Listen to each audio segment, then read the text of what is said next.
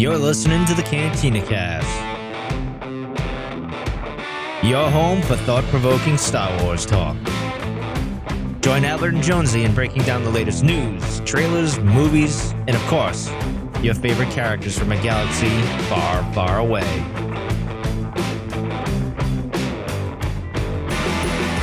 Hello, everyone, and welcome to the Cantina Cast. My name is Albert Padilla, and this is episode 411, The Fallen Star, the final issue, or I guess the final episode of The Fallen Star, where tonight we're going to be talking about Elzar, Mann and Stellan Gios, two of the biggest characters in the High Republic, and talk about their roles in The Fallen Star and kind of where they started and where they ended. And I mean that with no pun intended. So, speaking of puns, the pun master himself, you've gotten better. I mean, I'm giving you credit, man. You've really been coming on strong here lately too. I appreciate that.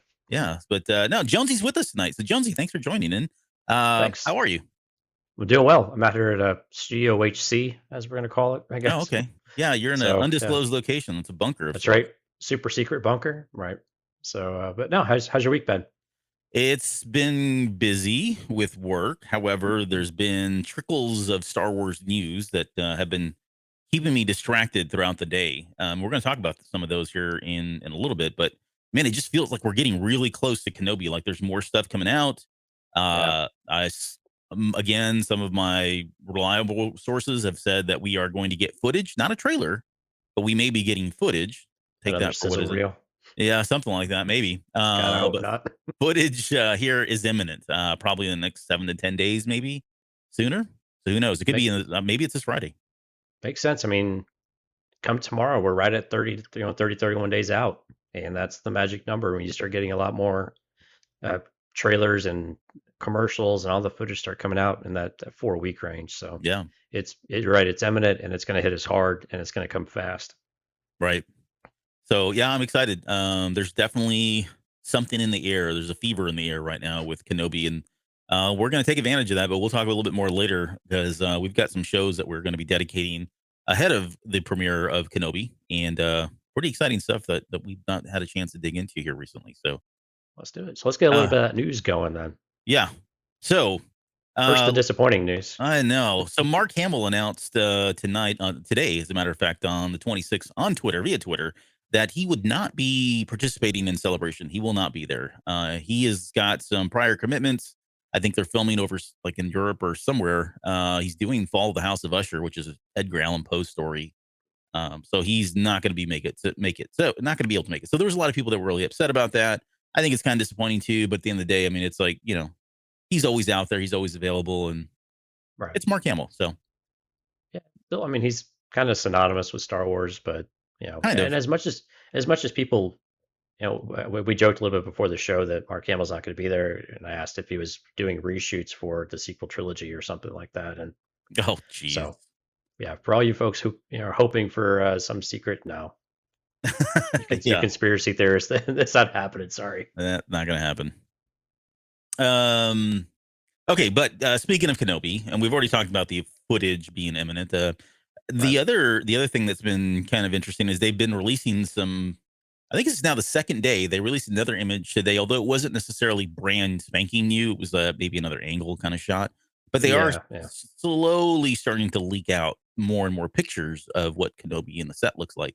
And one of the more interesting ones, and I'm going to share that here. Let's look at the one from Total Film, because tonight they've had some exclusives. They had one yesterday. They had one today.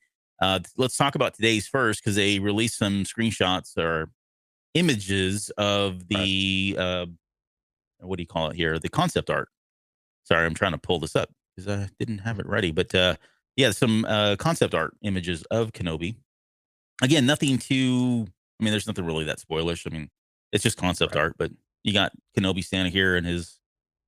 I don't know. This is a different kind of look than what we're expecting. Than what we're seeing now. I guess right. More like a poncho or something he's got going on there. But I actually like this look a lot.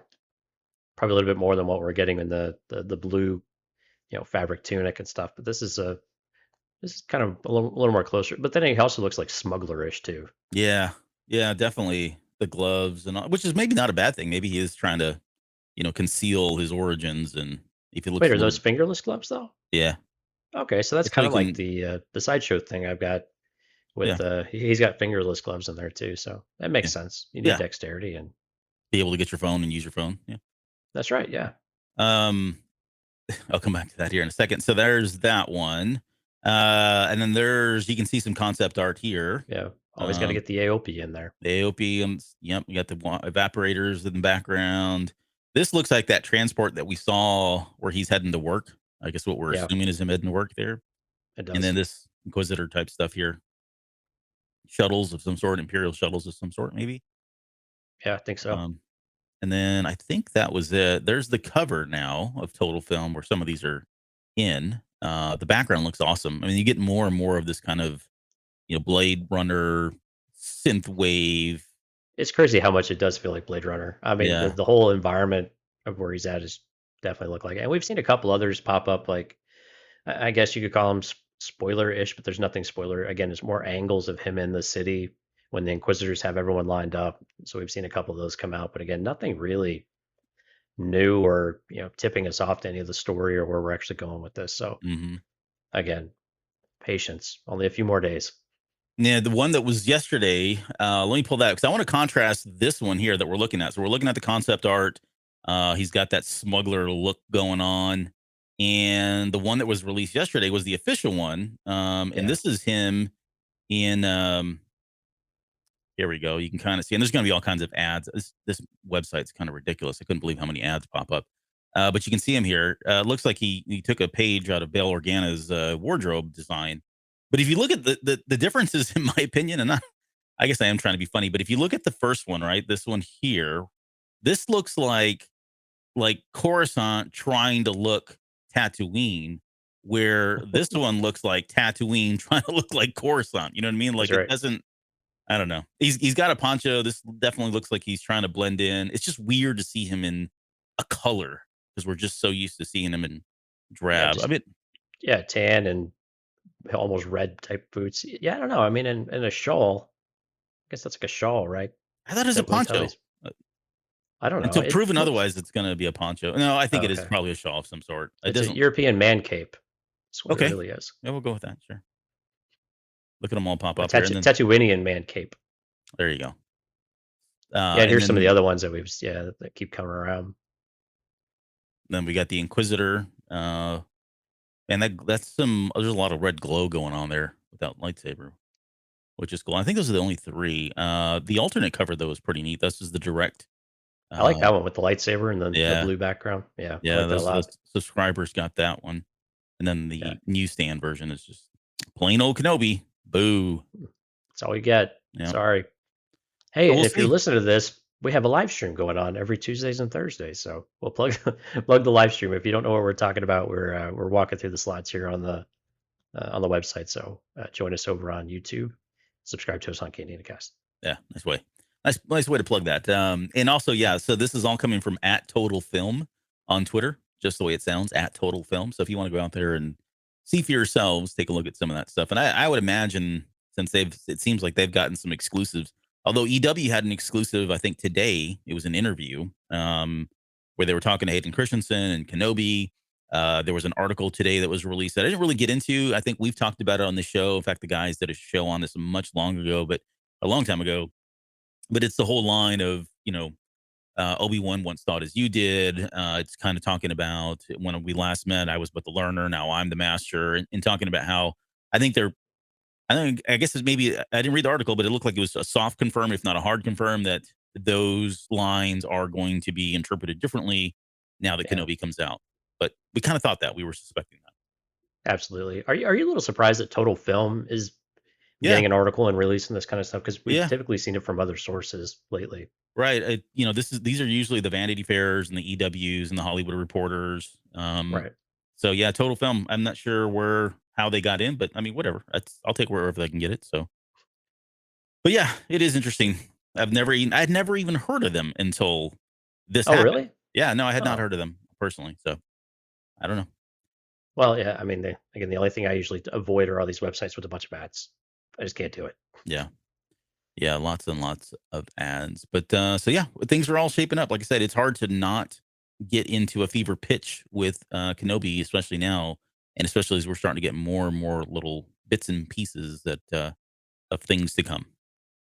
You know what we should do? We should have like a squares pool. We should have done this a while back with selling squares for the dates and the Mm, times of when, or not selling, but just having good old fun and seeing when Kenobi trailer is going to be released yeah, officially.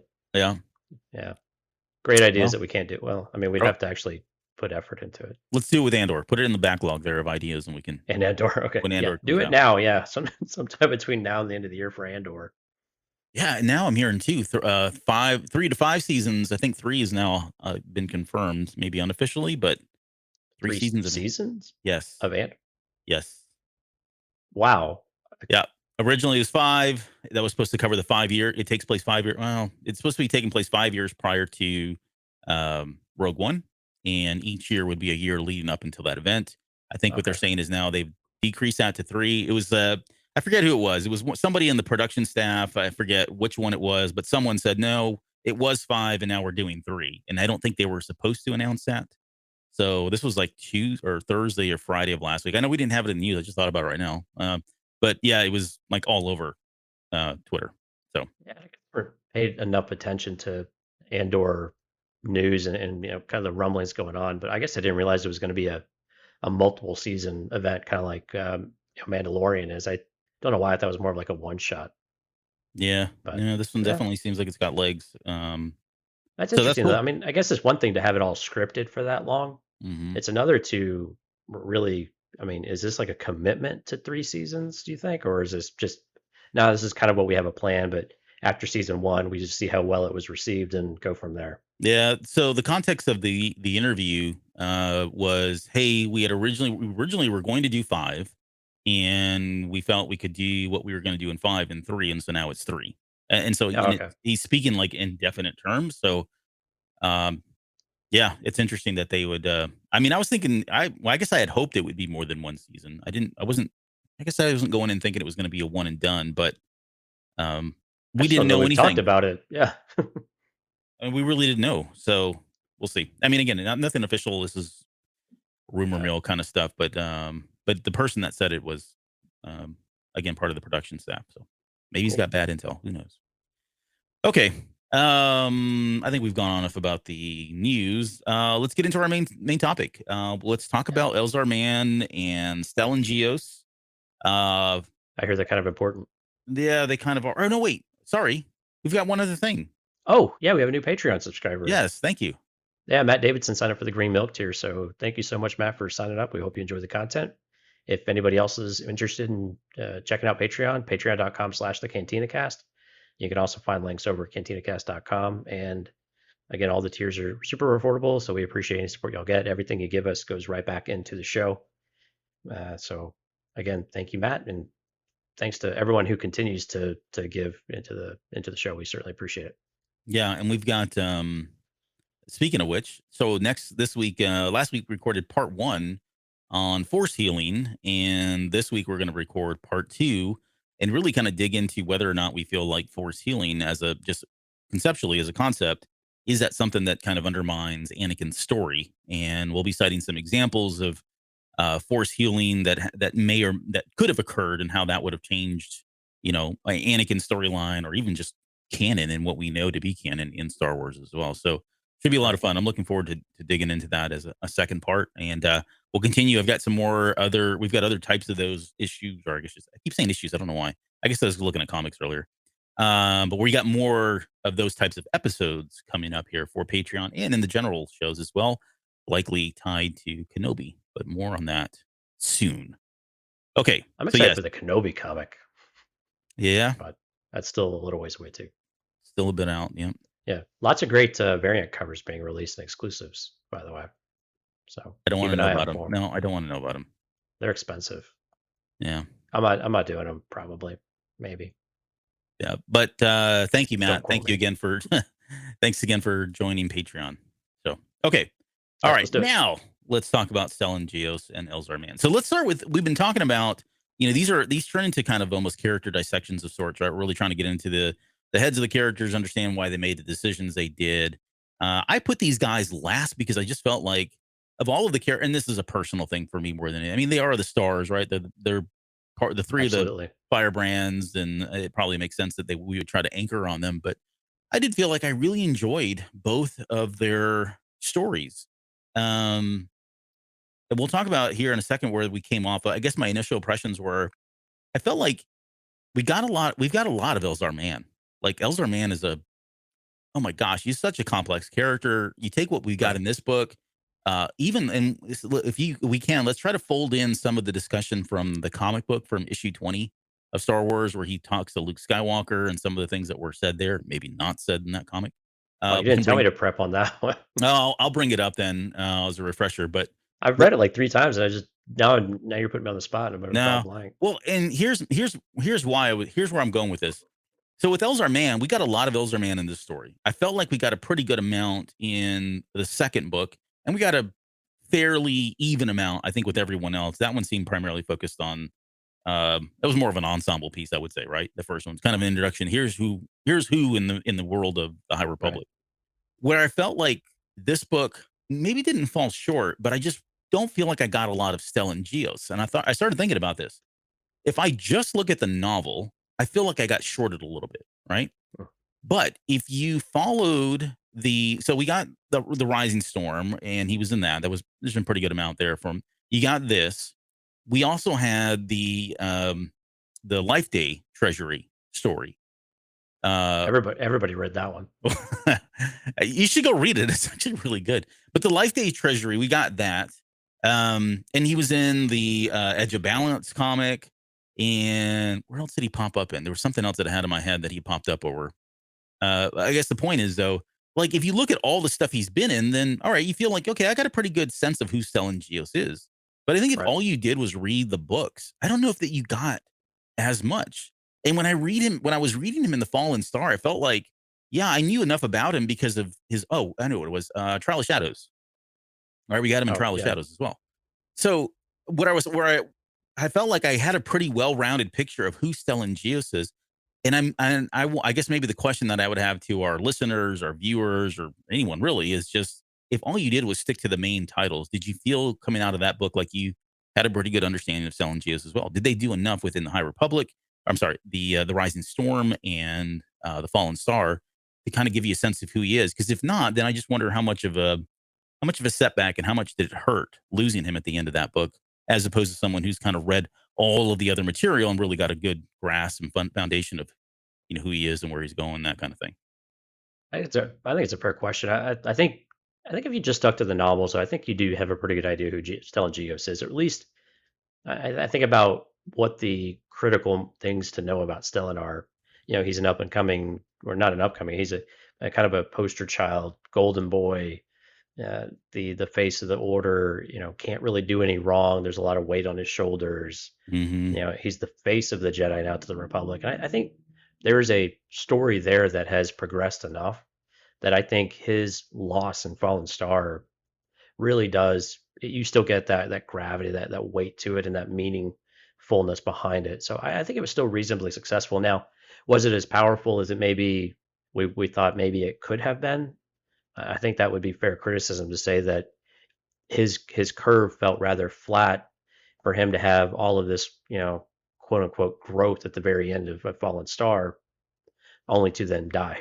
Hmm. And unfortunately that happens sometimes when you have a lot of interesting characters to work with, like we do in High Republic in general, but especially in the uh, in the novels. But so I think we got enough though of Stellan to get an idea of who he is and where he's at, and why he was important to Jedi, and why this is such a loss. And I think Valo really did that with Rising Storm to really set that up. I think more so than any other of the content, because we get a little bit of him in the like Out of the Shadows too, right? Yeah. And and so, but again, is it enough to really feel like you got more? No, but I think between Rising Storm and this book, I think you really do get a good idea of who Stellan Gios is, and why this is a big loss to the Jedi, and really to the Republic. Yeah. No, that's fair. Yeah, and his loss is significant. It's funny as I guess with every reading that I've now done, and it feels like I read this book for every one of these shows that we did. So can't even tell you how many times I've now read this thing, but it did feel like his story, like his loss, becomes heavier and heavier for me. Especially that those Yeah. last like 2 chapters is just so like gut wrenching when he's talking about, finding who he is, and we'll come to that. We'll come back to that here in a little bit. But when he's finally realizing that what is, reflecting on his life and his last moments of, I've never been anything but what people wanted me to be, and I've never been who I truly am, kind of thing. And it's just so sad. It really kind of weighs on it weighed on me with every subsequent Oh, reading. absolutely. So from that regard, I think you're right. And just going kind of circling back to both Elzar Mann and Stellan Gios, like they're really coming from different places. At the start of this book, you got Elzar Mann, who is short of being put on everybody's shoulders and paraded through Coruscant and every other planet that's part of the Republic right now. He's very much like Elzar you said. or I'm sorry, Stellan? Stellan is what I meant. Okay. Sorry, yeah, I know Stellan. Um, Stellan is just, I mean, he's the poster boy, like you said. He's the face of the Jedi, even more so than he was. I mean, coming into the High Republic, he was known as kind of the person that was doing the demos and all Yeah. the ceremonial type stuff. But now he really truly is the face of the Republic, the face of the Jedi. His face has been blasted all over the holo screens, uh, and so like he's just kind of on this cloud nine, and it almost feels like it's everything that he's been told that he wants, and to some extent, and some of it's probably everything that he's ever wanted to, right? Living in the limelight like that and all that. And then you got Elzar Mann, who is just like, I mean, he's bottomed out for the most part. I mean, he's killed a bunch of people, tapped into the dark side of the force. He's got these conflicting feelings of for I don't know if they're even conflicted. We'll talk about that too, but he's got these feelings, at least for Avar Kriss, that he can't really suppress. The attachments to more. I mean, it's become more than just a small kind of puppy kind of love that happens at younglings. They've continued to carry that on, and so he's struggling with that. He's been rocked by the visions that he had in the last novel as well, and he starts off in a very different place. And in fact, one has been escalated, and now is the marshal of Starlight Beacon, and the other is sitting on an island somewhere with a way seeker trying to, find out who he is and get back to the light side, if you will. But very stark differences between the two characters when we start this novel off. So yeah, let me ask you a question. This is a bit off script here. So we've just phrased up both Stellan and Elzar pretty well, as where they're coming from, what their perspectives are, what they're struggling with, and some of the things that they're pretty good at. And we Hmm. haven't done as much of that. Which character would you rather be like in the moment coming into this novel? Like, who would you rather be? Would you rather have all of the pressures and not feeling like you could be yourself with Stellan, or would you really want to be Elzar, who has a lot of freedom to do what he wants, but seems to not be able to make the decisions that he feels like he should be making, and that the pressure that comes with all of that? Yeah. Which position would you rather be in, just personally? Uh. Well, Or yeah. which one do you think is more difficult? Which position do you think is more difficult to be in? Well, yeah. It's To got to, in my opinion, it's Elzar's, and here's why. Like really, yeah. So with all characters, I think we tend to gravitate to we tend to connect with characters that we can associate with, right? Like they've got the flaws and we can relate to those flaws.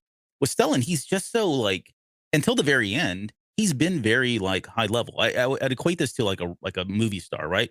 I'm not enamored by movie stars. I'm not enamored by the really high celebrity. In fact, when I see them, I'm like, cool, hey, yeah, let's move on, right? And it's respecting their Ernie Klein. privacy, except for Ernie Klein. Yeah. Yeah. But beyond that, uh I don't get too enamored with him because like let me use the Will Smith thing. I'll come back to this, I promise. But like when I was so sick and tired of Will Smith talk, like I really couldn't. I was at my limit. I was putting blocks and filtering as much as I could have out because in my head I just don't feel like those people are grounded. I'm not saying they're wrong or they're bad people, but they're just in a different headspace, and it's hard for me to really kind of connect with those characters. They're there, they're figures, they're public, they're stars, and I just see them for that. And I don't go any deeper. I don't try to get into their lives. I don't care what they're doing. And it felt like I was getting drowned by all of the Will Smith and his family and his kids. And I was like, man, I just don't care about this stuff. And that's because I can't connect with them, right? Where somebody like Okay. Elzar Mann, like, so I put Stellan Gios in that same way, right? I feel like he is so in the clouds, if you will. He's so in a different space than all the other Jedi. And yes, he has faults, and we'll talk about some of those. but I don't even really connect with those faults to, as much as I would like somebody like Elzar Mann. Elzar Mann, and we've talked about this, he does feel like that everyman Jedi that we can all relate to because he's got desires, he has passion, he not, he gets in touch with his feelings. Um, he's seen the effects and the benefits, if you will, of harnessing those emotions and harnessing those feelings and how much that made him a better fighter or user of the force, right or wrong. Right. Right. Those types of things I can relate to, the relationship pieces of it as well. Just he's very kind of, again, very grounded, very down to earth. So I think from that regard, I'd rather be him because that's, even though, yes, he's got troubles, I feel like I could at least navigate those. Like I have enough of a moral compass that I could at least navigate. The other stuff, like I'm just completely out of touch with. I wouldn't know what to do, and to me, that seems a little bit more scary for me. Did I make Fair a good enough, I case think. there? Yeah, sure. I mean, which position What do you about think is more you? difficult? Which one do you think is more difficult than just in a word, or if you were just to name one character, the other? You feel I that would say Elzar's Stellan. in the Stellan's in the more difficult place. Yeah, I think he's probably in a more difficult place. Okay, I was just curious. Yeah, it's funny. I relate to both of these guys in very different ways, but I feel like I understand Stellan really really well Hmm. for some reason, and I don't know if it's because I'm an eldest child or what, but the expectations and the pressures that you don't always they're not always put on you by other people, but their enthusiasm for that or for what you're capable of or what you're doing, you start to put that pressure on yourself and you start to have unrealistic expectations of yourself where you feel like this is where I should be. And if I don't meet that, then I'm falling short. And I'm not falling short, I'm usually failing in some way. Now, Stellan, when we first meet him early on in the previous books, didn't seem like he was quite that way, but we also had this idea of this hubris about him too, right? Yeah. He likes to hear his own voice. He likes to hear himself talk. He loves to teach because he can hear himself talk, basically. Hmm. But as after Valo, and I think throughout Valo, we got a very different perspective of him. And when we get into Fallen Star in particular, I think we've really seen a lot of that just stripped away from him. And we saw this in Trail of Shadows too, where he's just the cracks are showing. Yeah. He's unsure what's going on. He doesn't know what to do about this leveler situation. He's confused. And now when he gets on Starlight Beacon, he's taking over for Avar, is not where he wants to be, and now he's got something influencing his emotions. So everything is even more raw than it was before. And I think that when you have that compounding itself, and then you start questioning whether or not you did enough, and did you do the right thing, and did I make the right call here or there? Hmm. I mean, it just you pull in on yourself as to what you expect, and so he's unable to ask for help a lot of times. Orla is in the best position to be able to help him out and all of this, as well as Elzar. I think there's a lot you could learn from Elzar, but he's just unable to do it, partially because I think he's just been built up in his mind either from other people or just the way that he's interpreted other people, that he should be perfect. He should be, everything that he does is meticulous and must be accurate, must be correct. Yeah. And so I think both of them are very interesting positions. So I like that we kind of on different sides of the fence. Although I understand Elzar really well too, Yeah. because he's a bit of a mess like me sometimes. But it's but with Stellan, I see a lot of that type of thing, and I like that his journey has had this from the hubris of him all the way to this completely stripped down character, which I think is really kind of what he was looking for in some kind of way as well. Well, I'm glad you said all that because I was thinking it was you liked it more because of the beard. And your answer was way more substantial. So thank you. He does have a rock star beard. I think I know Elzar could too, though. Elzar should grow one. he probably could. That was a Yeah, joke. But yeah, but it's the truth though, so I don't. okay, knock it off. I was thinking while you were talking too, like sometimes sports athletes go through that, right? They get brought up in a system Yeah, where super high expectations are expected of them. They then adopt those expectations as their own and hold themselves to those. And we see them crash out later on in life, or they're not able to function once, once their sports are over or whatever. They get into a lot of trouble, or even in between all that. It's because they lived a very they're it's a pressure cooker, right? All their life. And then to bring it back to Star Wars, you're right. When he gets up to Starlight Beacon and all of this stuff, all these things are happening. he's one of many Jedi throughout this first phase that has been kind of um, a weather vane of sorts. So you can really get a good sense of where they are, and they're very consistent, right? They're very much lost. They're in positions of power that they were just being asked or thrust into because of the situations. They don't have a lot of context of what's going on. They're being led in all. They're being pulled in many directions. They're being led tons of lies and chasing ghosts, and all of this really kind of affects them because again, they've been living this charmed life of hundreds of years at least, where they've never had to really deal with this that we know of, right? Yeah. It's been pretty much Everything felt so ceremonial in respect to real, right? yeah, yeah. So it makes sense, and yeah, he's definitely feeling the pressures by the very end of and the weight, and the responsibility of Starlight Beacon, and he goes to this really. I mean, while we're talking about Stellan Gios, one of the cool things is I just love the fact that it starts off with him, being really upset with Avar Kriss. We saw that.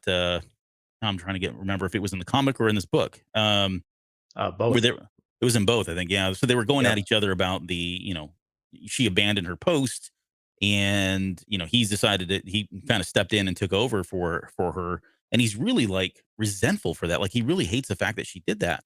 But by the end of the book, he's starting to reconcile with himself and forgiving her and saying, "Hey, I should have done things differently," even as far back as that, and thinking that maybe things would have been differently had I made better choices and not really held that grudge against her. And oh yeah, I'm probably going to die. I'm never going to be able to reconcile that. I mean, they left on a bad note, you know. Um, so he's never going to get that moment back. I'm sure all of this was going through his head as he's going down. No pun intended. So yeah, pretty tragic loss, I think, for him. Absolutely. Um, Let's see. As far as let's keep going with Stellan because there is more here. There's a there was one part with Stellan Gios where I felt like he was being I don't want to say he was being too hard on himself, but he did consider himself the whole line of hey, I've never really been who I wanted to be. I've always done what other people want. That whole thing, right? That theme. Sure. Yeah. And I'm going to bring up the Life Treasury story. And so for anybody that didn't read it, I will give you literally like the 30-second overview of what that story is. It's only a few pages long, but Stellan's out one night before Christmas. Go ahead, start the timer. One night before Christmas, I'm sorry, Christmas. All through the house. Yeah, no, one night before Life Day, he's out in the streets of Coruscant and he's talking about how much he loves this time of season. It feels like Christmas, right? And he sees this little, it's a Gotal of all people, by the way, Jonesy. But he sees this little Gotal boy and his little Gotal steals some stuff, right? And he ends up chasing this kid around through the streets and the kid gets away down a sewer hole, but he doesn't give up. Like normally you would think like in the story, you feel like, oh, he's just going to, let that kid go. He doesn't. He goes down into the lower depths, really far down in there. And it turns out this little kid has been stealing stuff because he's been giving it to this big bully kind of gang people, right? And the reason why he's doing that is because when he gets back to the house, he realizes that this Gotal has, I think it's like a mother or somebody that's dying old, and he's using that money to feed her. And they live in like abject poverty. Like it's the worst poverty you can think of, right? And that's where he's living. And by the end of the story, Stellan decides that he asks the kid to, don't ever do this again. And then he invites him back over to the temple so that they can have warm food. Stellan gives his cloak, his royal, regal, very expensive cloak to this woman who has this like potato sack of a blanket on her. Again, she's a Gotal, but come on. But Right. so he gives her that, and so he gives a lot of himself, and that's really how the story ends. He just says, "Hey, let's have some." They're going to eat some, I don't know, rat stew or something disgusting, and he partakes in that, and then he wants to invite them over to Coruscant so they can have a good night's rest and eat some of the food there, and that's how the story ends. But I felt like in that story, this was the Stellan Gios that he was talking about, where he didn't have to do any of that. He didn't have to get. I mean, he wasn't like on patrol of any sort, right? He's just meandering through the streets of it. And I just felt like there was a moment there where he really kind of was just himself, was doing things for himself, whether it was following him, and then really giving a lot of himself at the very end. He did not have to go through all of that because this kid is one of thousands of other Right. people that are living in the same kind of situation. Yet he felt connected and felt like he really needed to do that. And I don't know. it was sad to hear him be so down on himself at the very end, saying like he had never had moments where he was doing something for his very own. When I felt like in that story, he absolutely did. That was 100% him from the heart. So Yeah, and I agree. I think with when Rising Storm too, we got to see moments of his true character. I think who he really is and wants to be or wanted to be as a Jedi, I think in general. And but you're right, we do get a lot of that self-doubt coming in. Now, I think the leveler has to be taken into account on this a little bit because I think the influence was felt as soon as anybody came on board Starlight that was force sensitive, right? mhm. So I think some of that we have to take into account that it wasn't necessarily him that had all of these fears, right? I think some of them were way overblown or exacerbated that wouldn't normally have been. But yeah, it is. But you do see that Stellan really was a good guy, right? I mean, he Oh, for wanted to sure. be Yeah, yeah. a good Jedi. He always believed in the purest ideas of what the Jedi could and should be. Now, unfortunately, I think that's also where you get into this idea, like how he views himself in that same regard. And when you start to tarnish the Jedi or tarnish his own, uh, how he thinks that he's performed and behaved, that's when you get yourself wrapped into this position where you feel like you have to be perfect all the time, and you feel like you're trapped. I mean, that's how you get into these situations, or there's one way, where you completely you merge yourself and this ideology together into the same entity, and you can't differentiate, you can't separate them anymore. Mhm. And I think that's what Stellan, I think with the step with Avar, I think that was one of the things that really rubbed him the wrong way. He believed Avar should be and perform a certain way, and he definitely wasn't wrong in some regards, right? I mean, Avar was chasing a wild Minoc, to use his words, but at the same time, he was trying to get other people to be like him, and it's just a recipe to fail. I mean, at some point, you're going to get knocked down a peg, and those are the folks that unfortunately get knocked down several rungs on the ladder, and it can be very difficult to recover from. Yeah. Uh, Yeah. so, yeah. I was going to say couple of that story that I told you about Life Day Treasury, right? Couple Mhm. that with this line that's this is him. We've been talking around about. Here's the line. It says, "This is the first time I have acted with no thought for the order." He realized, "This is the first thing I have ever done only as myself, only because I knew it to be right." And that's where I felt like, okay, yes, that's very good, Stellan. But what you did in that moment with that little Gotol kid is part. I think it fits perfectly in there as well. So I think he was I being a think little so. too harsh on himself. A little Um, dramatic little at maybe a the little end, dramatic. But what would he? We wouldn't expect anything less from Stellan Gios. right? Um, But again, it shows you like how entwined he was with the construct yep, yep. of the Jedi, and when that breaks away and that falls away and it feels like it's falling apart, you can't differentiate them really at all. And Hmm.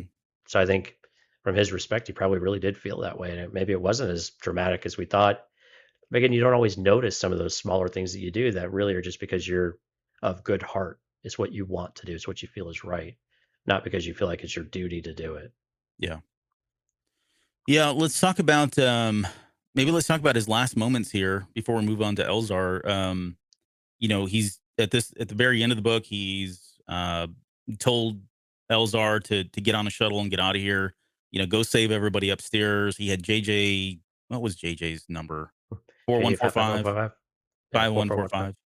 I don't know what it was. It's 5145. 45. Full five. So 45 was with him too, and I don't think he like.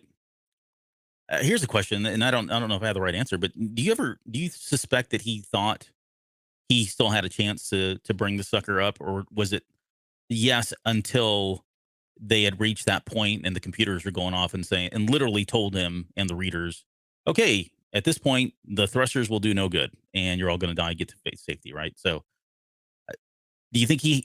I guess where I'm going is, do you think he ever had any kind of a vision? Do you think he had any intention of never coming back? Was this or was it just one of those moments that it happened and he accepted it and made the best of it? You mean when he gets Elzar to go and he stays? Yeah, Is that yeah. specifically the moment? Okay. Was he knowingly sacrificing his life, or knew going into that there would be he may have to sacrifice his life? I think the latter. I think he definitely knew that was a potential, path. Now, whether or not that's what he was already resigned to, I don't know that I would think that would be the case. I think he probably thought there would be a way, right? And I think with the Jedi, they always feel like there is a way. Which, when we look at a character like Bell, that makes it all the more difficult, right? Because everything works out, right? Everything works Hmm. out, but sometimes it doesn't. And The so Force I think provides. yeah, right. The Force provides, by the light and all this, the Saber's grace, wherever that one Right. comes from. Thanks, Yeah. Avar. But again, I think he fully intended to make it back, but I think he also had an inkling in the back of his head that the likelihood seems pretty low to begin with, because he knows that the ship is falling apart, or the station's falling apart. Just to try to get these things to, he's just buying time. He knows that. Uh, So does he think that he can get off, though? I think he's probably resigning himself not to, but I have a feeling he wants to live. It wouldn't make any sense for him to want to die Yeah. at this point. He still needs to give Avar another piece of his mind. Well, and that's funny you say that, because there's also a moment in there in his last moments where, originally, like we said in the very beginning, he felt like he abandoned her post, or she abandoned her post, and then later on in that moment, he says, he acknowledges that he was wrong for thinking that, and that he was going to be the first to apologize to her when all this was over. Um, I don't think he was necessarily wrong, though. Do you? I mean, on the Maybe surface, the way he did it, yeah, I maybe. think that's what he's talking about. I don't think he's talking about, oh no, I should have, you know, she should have ran off and pursued her own interests and did all that. What did he say? He saw Avar. She was on a personal vendetta, is how he Yeah, felt about it. And I don't disagree with that. I think she was on a personal. I mean, in fact, we talked about that. It became personal for her. She became right. completely obsessed. It became her white whale, and it led to her leaving what she was tasked to do. I mean, the question comes up was, could things have been different had she stayed? Would things have been different had she stayed? I don't know the answer to that. That's a really loaded question, because it changes so much of what we know was going on. Um, it I kind think of the answer's probably not, but right. Yeah. again, there's so many different paths that can go. Yeah. But you brought up another thing too. You said something else that I want to kind of just quickly touch on. I posted this on Twitter this week.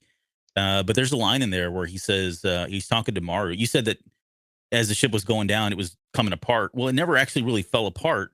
And the sick and crazy, sad thing is, the reason why Starlight Beacon never broke apart was because you had a Jedi in the middle of it all, who was holding everything together, like literally using the Force to keep the space station together.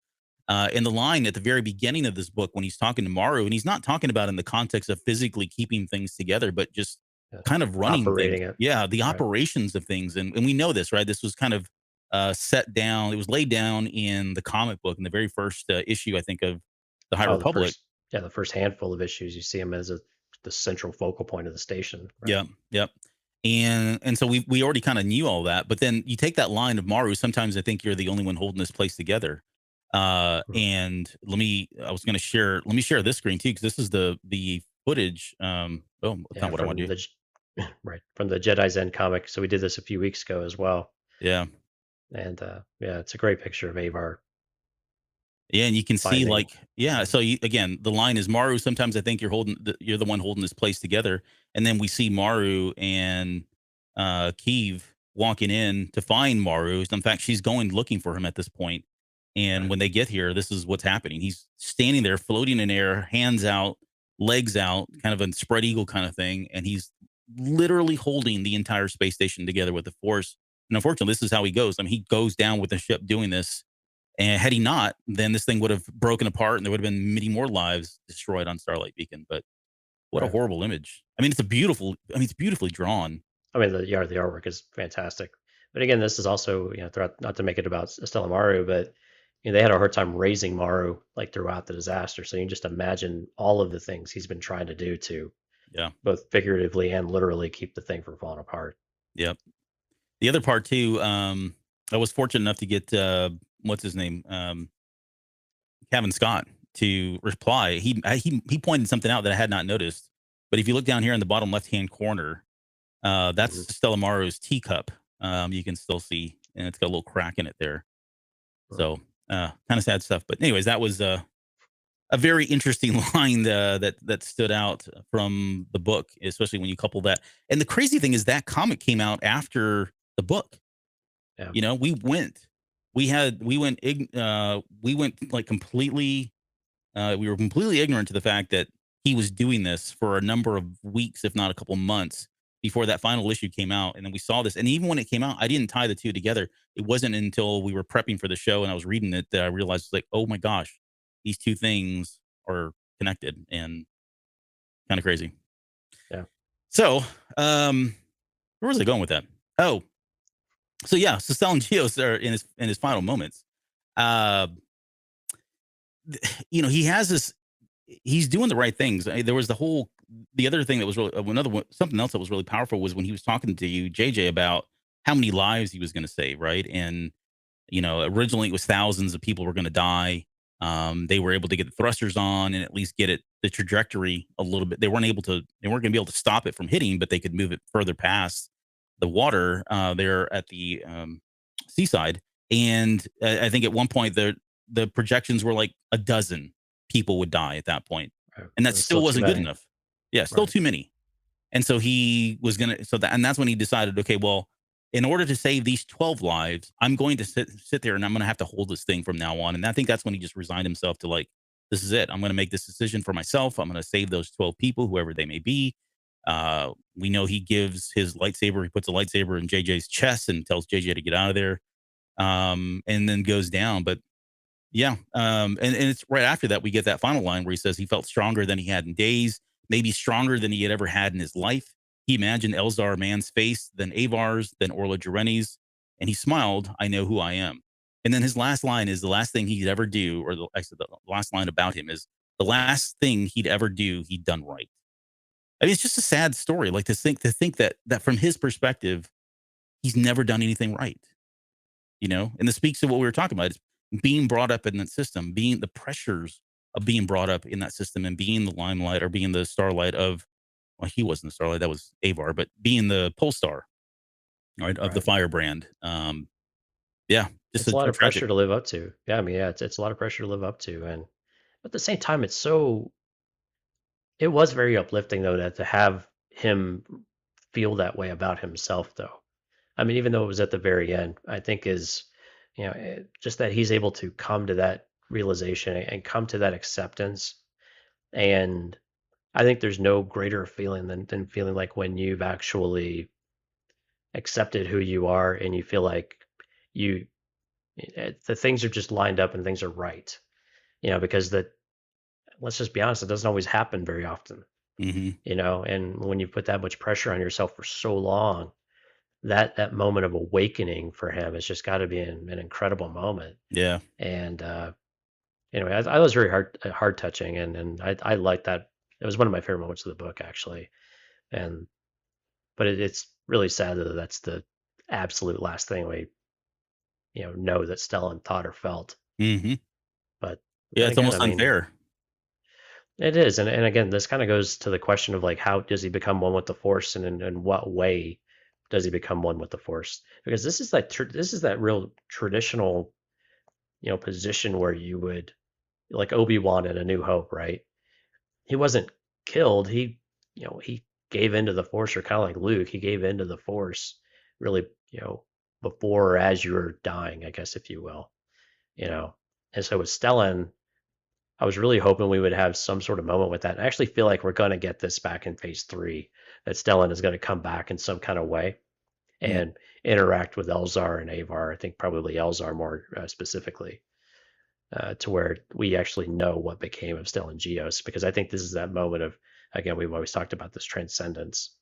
And when you finally accept things, that's what the Force is really looking for, to welcome you into the cosmic Force, right? Yeah. Yeah. And so I think that was the spiritually uplifting side of all of that. That if you don't know who you are, then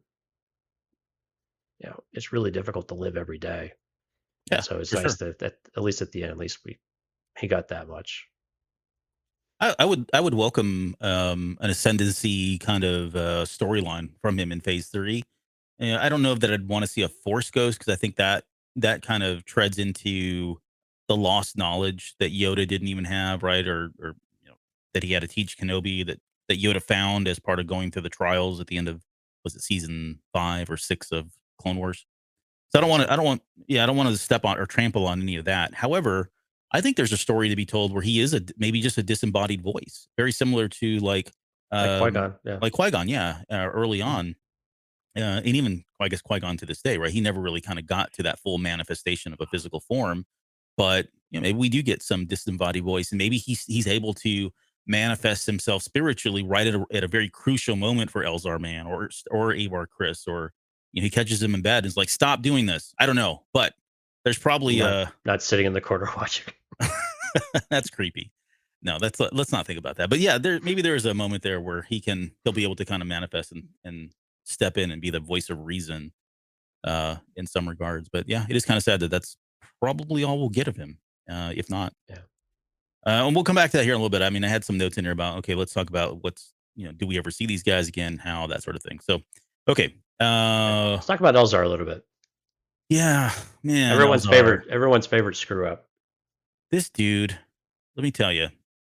So he's, again, he's the one that I can relate to the most, only because I can relate to what he's going through, what he's feeling, decisions, choices that he's making on a lot of different levels, right? But at the very beginning, you feel like, okay, there's a lot of promise here, and we can get into the Orla Jareni teachings as well. I think she had a lot of great stuff for him and just kind of the Jedi in general, really. But how'd you feel like?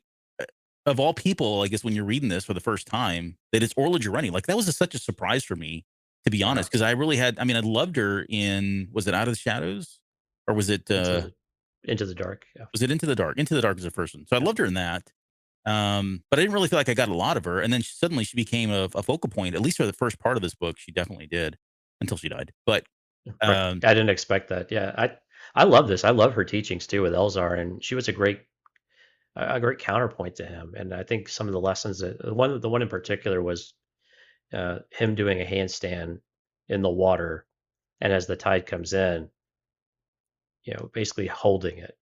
And really, the lesson wasn't really to stand and withstand the water. It was just learning how to accept it and have it flow through you, right? And to become one with it. yeah, And to not fight against everything that you feel is wrong. Yeah, I mean, some things you just have to accept, and then you move forward. And that it took Elzar so long to get that. And again, the relationship with him and Orla, because Orla is one of those folks that she's like the taskmaster that walks around, and then she has the little stick and she'll smack your hand every once in a while when you do something wrong. But then she's lovingly afterwards and like kind of wants to tell you all the things. But then when you do it again, she'll kind of whap you again. yeah, You know, yep, Mayor is just such a great character. But it was Elzar's so frustrating, right? Because Elzar, I mean, you see how much promise he has. One, he's not bound by all the restrictive stuff that Avar and Stellan have to live up to, right? He's willing to explore the Force and do the different things, but at the same time, he can't help himself from giving into temptation and giving into his emotions for the most part, and lashing out in some of these ways and controlling himself to the point where it feels like he's got to just pull it all in and completely escape from it. It was very much like who did this in the old New Jedi Order? Uh, One of the Solo kids, I think it was, or maybe it was Ben Skywalker. I can't remember. One of them completely was reclusive in the Force and just never wanted to be open about it. But anyway, whoever it was, uh, but it's just that dramatic swing of things with Elzar. Every time you feel like he's making a lot of progress with Orla, and we get this with him, he thinks he's doing better too, and only yeah. for him to just wave after wave of insecurity and doubt to the point where he doesn't want to use the Force at all either, and doesn't even want to reach out with his feelings because he feels everything is going to culminate back with what he did, on Valo by unleashing Force lightning and killing, and and to his credit, he doesn't want to go back to that. Yeah, so let me kind of touch on a couple things you brought up, because they're like, first off, the imagery of him doing the handstand in the water. I couldn't help but think of the Karate Kid. I know that sounds Yeah. cheesy, but it's the same situation, right? Where he's sitting there in the water trying to do trying to do that little The crane kick crane. and yep, and the line, it's a very great line. Like it's a great line that she tells him. She says, "You go with the flow. You move where the water takes you." She's talking about what he does today, right? He just goes with the flow of the force, lets it take him wherever it wants to. And he says, she says, then you're surprised when you wind up someplace you never meant to be.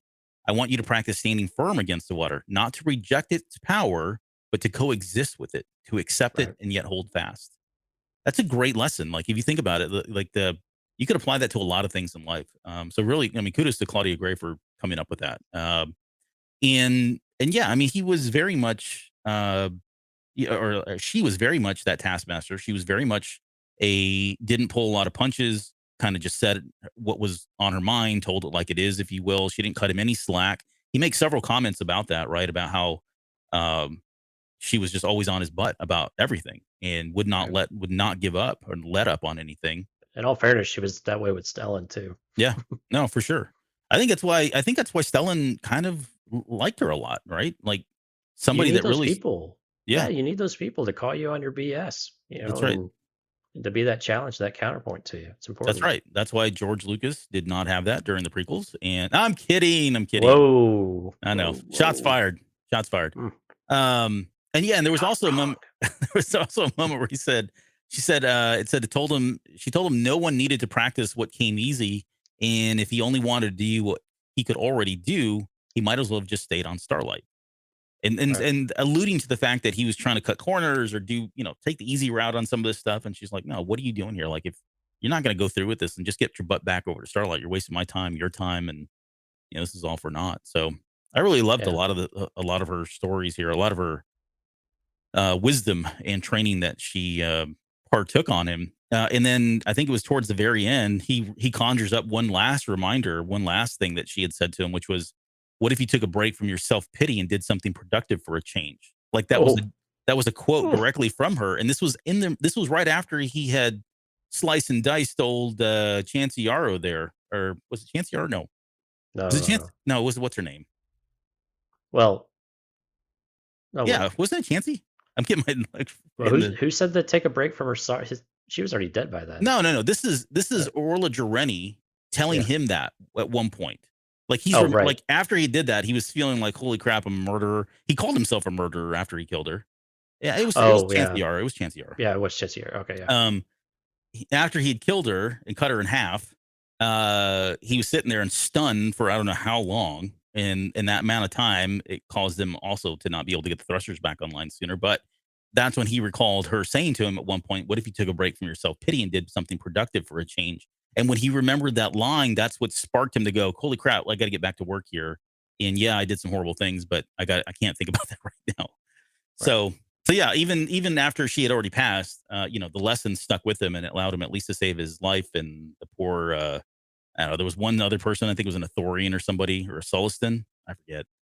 Um, so yeah, it's sad that I know I want to talk about Orla just in her teachings because we really didn't get a chance to touch on her very much. And I felt like she was just so combined. Like most of what we see from her comes from her teachings of Elzar Mann and trying to get him to a better place. Yeah. Maybe we should do a Patreon episode with Orla at some point then. Yeah, or the Wayseekers in general. That's a very Well, interesting. if we had enough to go on with the Way Seekers, it'd be Yeah. great. Well, and we can. Well, no, Don't get me started. let's not solution the show now. But I think we Uh, can lean on some legend stuff that feels yeah. very similar there. Um. That was one disappointing parts about this book though, is with Stellan not getting more about the Way Seekers and that tension between him and Orla. That's Yeah. so disappointing that we're not going to get that Yep. Well, there might be others. There was. with all the dead people. Right. Yeah, maybe. So let's talk about him drawing on the dark side of the Force. Because this was his penance, right? I mean, this was kind of what he had to go do in order to kind of get back to the light.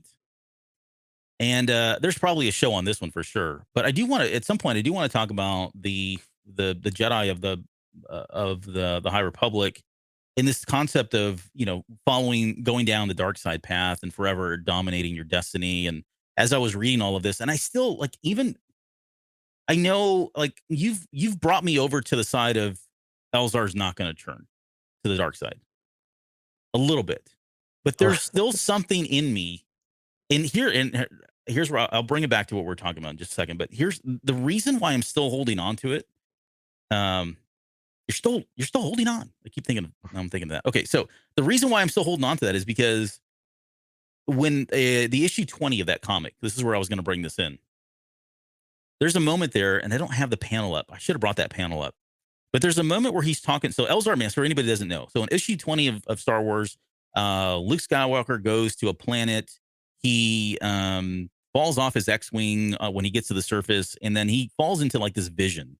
And he's speaking to Elzar Mann, and he clearly identifies himself as Elzar Mann, but he's kind of like a copy of Elzar Mann in that moment.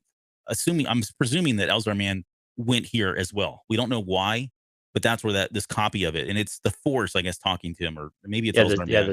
This planet, when you visit it, again, it's more of a self-finding, self-reflection type of thing. Yeah, a part of you is left with the planet that remembers everything, like Albert said, a copy of everything that you know to that point, and any other visitors that come, the same thing happens, but you can also interact with these spirits, I guess. I don't know why it was Elzar specifically in this case, but no, and that's the question, right? Like, why Elzar in this moment?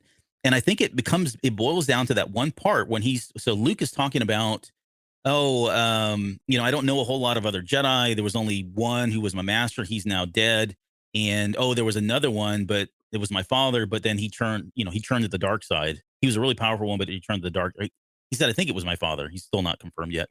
And he turned to the dark side. And then they cut over to Elzar Mann, and he's got a shadow over his face. He's drawn in the dark, and he's turning and looking at Luke. And all he says is, yeah, that happens sometimes. And it ends like right there, like that moment. And you're like, whoa, what the heck's he talking about? And I think what we can confer from that is either Elzar is the one that turned, or he's just privy to someone who turning to the dark side, like Avar Kriss, right? Like it felt like it was somebody very close to him, because he's very serious in that moment when he says that about, yeah, that can happen. And so when I see stuff like that, and then I see things like at the very beginning of this book where Stellan Gios is talking about him, saying that he was connecting with the greater Jedi that he may yet become. That felt like assault to me. You could look at it both ways, as, that there's promise there, or that's going to end tragically. Like that probably will never happen. And I like the fact that they're still messing with my mind, at least. And there are other things too. I mean, we were talking about, he's been drawn in he's drawn in on the dark side of the Force. Of course, he has his horrible moment later on where he starts going. He basically has an Anakin moment where he has all of this grief and wants justice and wants revenge, is really what it turns into. Anakin with the Sand People, it's him with Chancey Yarrow and the Nihil, and he starts recalling all the people that have died before him, all the innocent people that they've killed.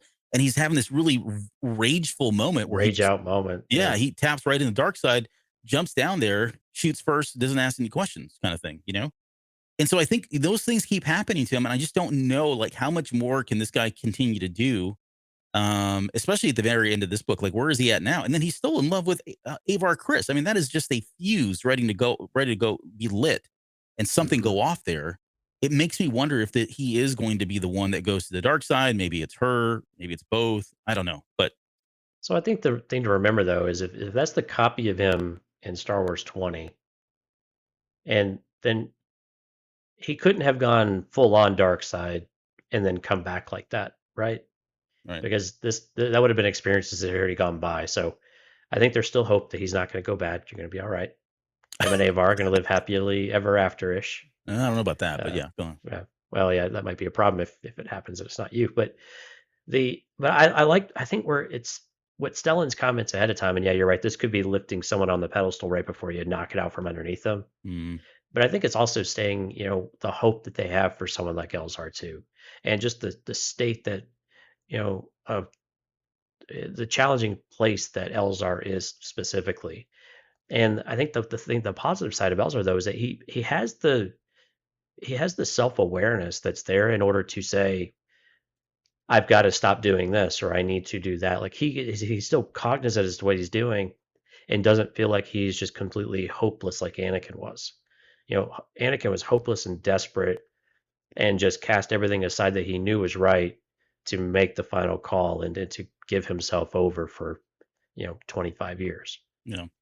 Now, Elzar, while he's made more than one mistake now, still seems to recognize that that those were the wrong things. I'd also like to give Elzar a small pass and say that some of those fears and the things that were rising up in him were again from the levelers as well. Yeah, no, that's So it was fair. not 100% on him.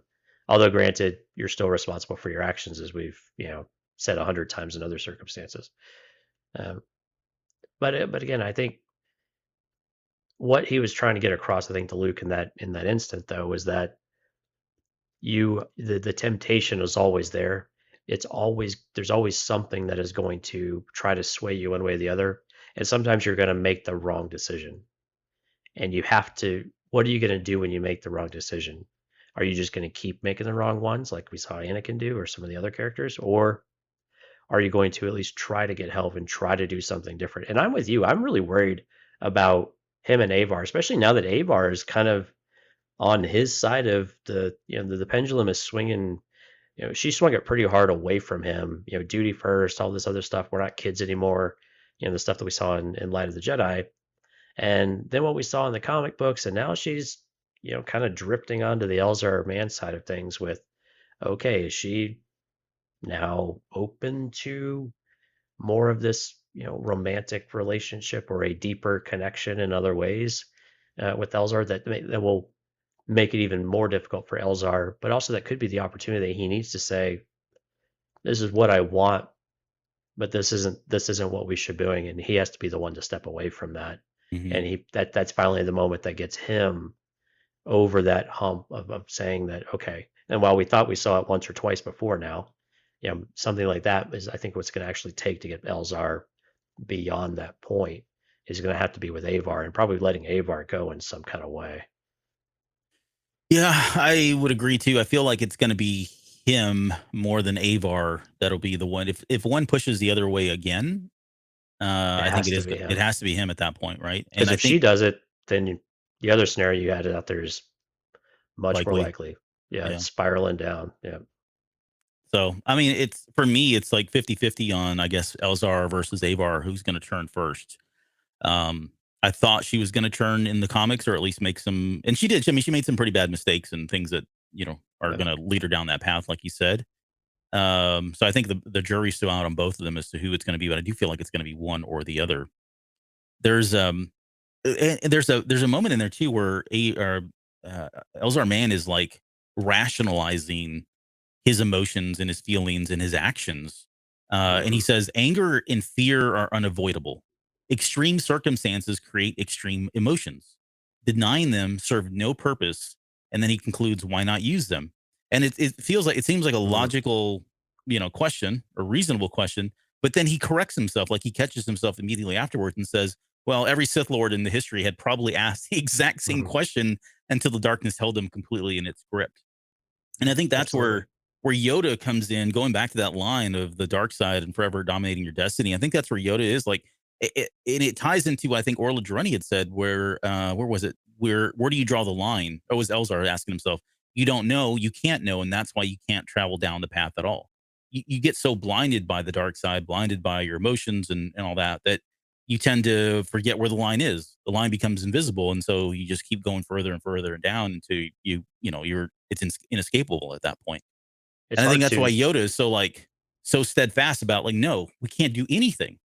And I think Yeah. this is what we're playing up to. Like, there's something that's going to happen with their emotions, their connections, their feelings, or whatever else. This is what scares the living crap out of the Jedi, and why they become so much more dogmatic and so much more conservative in the way the Force is used and how and why uh, attachments, or why attachments are so bad. Right? Sorry, you're Right. going to say something. No, it was just kind of in support of all of that. I think it's the ability, once you make one concession, it's difficult to not make the concession over and over and over again, and then for it to expand. Hmm. And I think that's what Yoda is really. I don't think it's that you're not that you can't make a mistake, and you can't make even a what we call maybe a dark side mistake. Sure. but there's certain things you need to do in order to do that. Now, what I don't know is whether Elzar was right to just, I mean, be so afraid, because again, then he's giving into fear, to withdraw from the Force and to, now granted, it was a good thing to try to avoid some of the leveler damage, but he's also going the other way too, of trying to deny himself. And I think that's what that gets at the Jedi and other sorts of problems too, is when you deny yourself certain things, then do you potentially start wanting the things that you've been denied? Yeah. And that's what one of the things that Elzar's really struggled with, especially when it comes to Avar, and that's why he's replaced Avar with, I forgot who did he hook up with on Valo, the administrator for the fair. Yeah. The opera. Yeah, I can't remember her I name can't either remember now. her name. Yeah, and that's why he does little excursions like that, because he's denying himself something, or someone else is denying it, but he's not willing to really truly sacrifice it in some way. But yeah, I agree with you. That's why you see the Jedi start to buckle down on some of those things. They've just let this stuff go on for so long, thinking they'll grow out of it. But what if they don't? No one wants to, call it for what it is either. Yeah. I mean, and then the conversation between Comac and Cantum Sai was a bit like that too, right? Recounting, the the things you did as a youth. Well, I didn't mean for you to take those seriously, Comac, or don't take them literally now. Don't go and do your walkabout now. But so Right. Yeah. He's like, no, I'm out. See ya. right, They're the run. Jonesy's the doing the run. chrysanthemum run. Oh, I was gonna wear my black chrysanthemum shirt. I got it in, by the way. Sorry. Oh, sweet. Not to break script. I think you got your stuff in too, didn't you? All right. I think Anyways, so. we can come back to that offline. That's a Patreon episode. I'll wear it on the next show, Patreon, so you guys can see that. Okay, so sorry, going back to Elzar. So here's the one saving grace, I would say, or not the one, that's not fair. But one of the saving graces, I think, in this book for Elzar Mann that makes me think, okay, again, puts me in the other 50% of he's not going to turn, is I think I really feel like losing Stellan was what he needed. Like I feel like Yeah. that's going to set him on the right course. Now, I don't think he's going to deny himself the ability to tinker with the Force and all of that. All right, I think because I thought Orla you had were a good saying tinker lesson. with Avar. Yeah, well, not that. That's good. That's going to happen. But I think Orla got through to him and just said, look, you've got a gift. Don't deny yourself that gift. It's exactly what she says. So I don't think he's going to stray away from that. I think it may be a crawl, kind of crawl, walk, run kind of thing for him to get back into that where he's doing that, or some circumstances are going to put him in that position where he feels like he's going to have to tinker and do things with the Force that maybe um, what's the word Palpatine uses, unnatural. Right.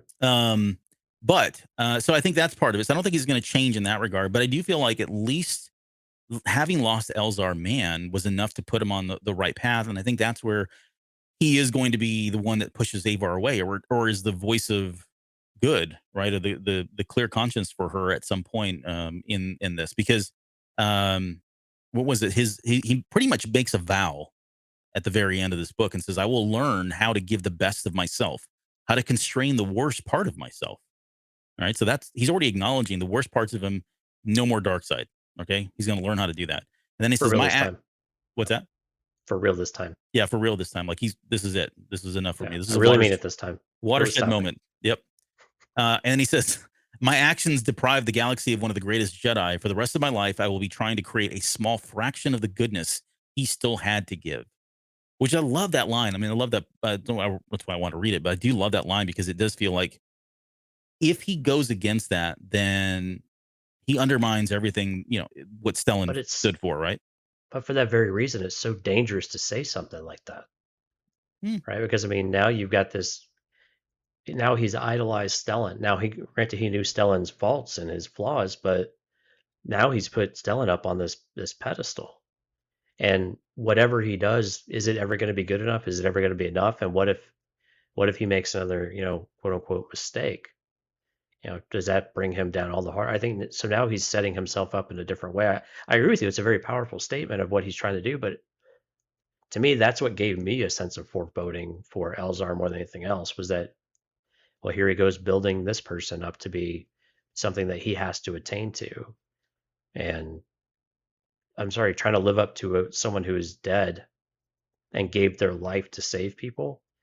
is a losing formula for the most part. It's one thing to say I want to I want to be like this, but I want to emulate kind of what they did and why they, how they behaved and the things that they did. I want to be that selfless.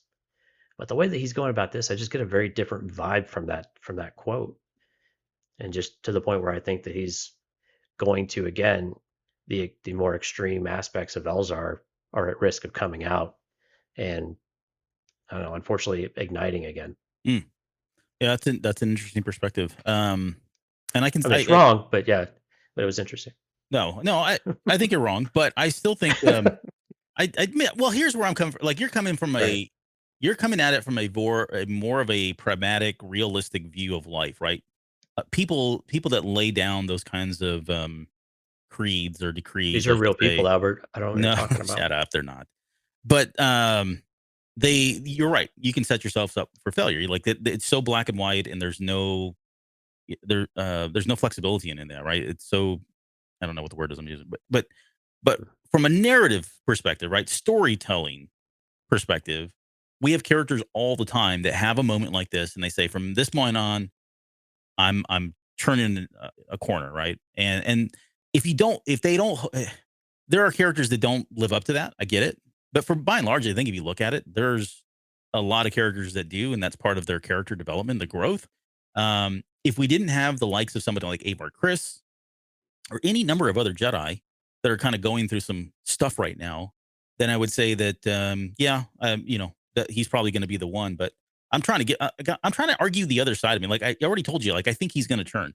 But if I had to argue the Mm. other side, this is what gives me hope, at least that he is going to be one of these characters that he declares it, and now we get to see it realized, and he becomes the Jedi that what was the line that what's his face had said at the very beginning, connecting with the greater Jedi he may yet become.